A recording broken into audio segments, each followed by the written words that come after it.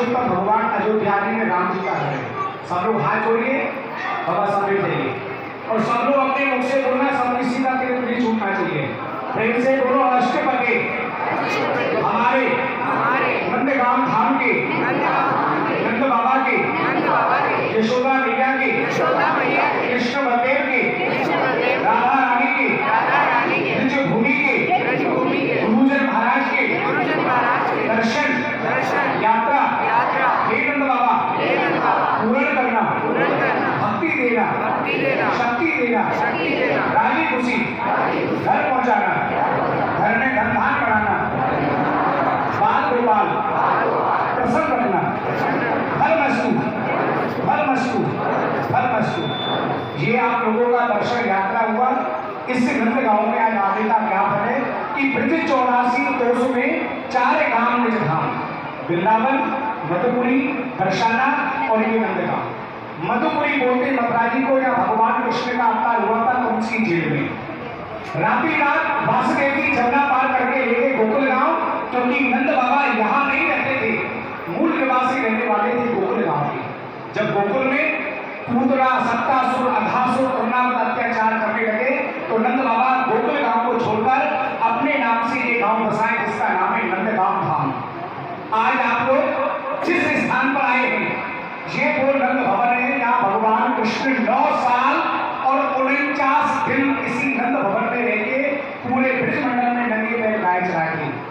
और इसी जगह नंद बाबा ने भगवान श्री कृष्ण का नंद महोत्सव मनाया था, जो आज 12 बड़े धूमधाम से आप सभी भक्तों के सहयोग से और ठाकुर जी की कृपा से मनाया जाता है। कि नंद के आनंद भयो हाथी गिरे, घोड़ा गिरे, और एक बार मिलकर बोलो जय कन्हैया, जय कन्हैया, जय कन्हैया, जय कन्हैया, जय कन्हैया। आप लोगों ने सुना होगा नंद बाबा के पास में नंद महोत्सव के समय रुपया पैसा सोना चांदी धन नहीं था। नंद बाबा के पास में वो धन था ना तो संसार में है और ना कभी जीवन में होगा। 9 लाख गाय, जिनमें से 2 लाख गाय इसी नंद भवन में साधु ब्राह्मणों को भोजन करा के दान दिया। आज भी वो परंपरा चली आ रही है। 9 लाख गाय तो नहीं है, पर आज भी हमारे नंद बाबा के घर में 150 गायों का दान होता है, वो आप जैसे भक्तों की तरफ से होता है। और इसी प्रकार नंद बाबा ने नहीं ठाकुर जी का उत्सव मनाया था। अगर आप लोगों में से किसी की भावना हो, श्रद्धा हो और सबसे मेन बात है हमारे ठाकुर जी ने आपको दिया हो, तो भगवान की सेवा में सहयोग करना। अगर नहीं मन हो, शांति से आशीर्वाद देके, प्रसाद देके, प्रेम से गाड़ी में जाना। हमारे यहाँ नंद बाबा मंदिर की गौशाला है, जिसका आप सभी लोगों से मांग के गायों का संचालन करते हैं। वहां से जो सामग्री आती है उसी से ठाकुर जी का भोग लगाते हैं। हमारे भगवान कृष्ण को जो सबसे प्रिय भोग माना गया है वो है माखन मिश्री। यहाँ से पैसा गौशाला जाता है, गौ माताओं की सेवा करता है। वहां से जो माखन भोग आता है वही आप जैसे भक्तों की तरफ से सुबह 4 बजे मंगला आरती में भगवान कृष्ण को यशोदा मैया भोग लगा के गाय चराने के लिए भेजती है। जिसके लिए हमारे नंद बाबा की नगरी में और नंद बाबा नंद सेवा समिति ने यहाँ भगवान की छोटी छोटी सेवाएं रखी है, जिनका छोटा छोटा दान है।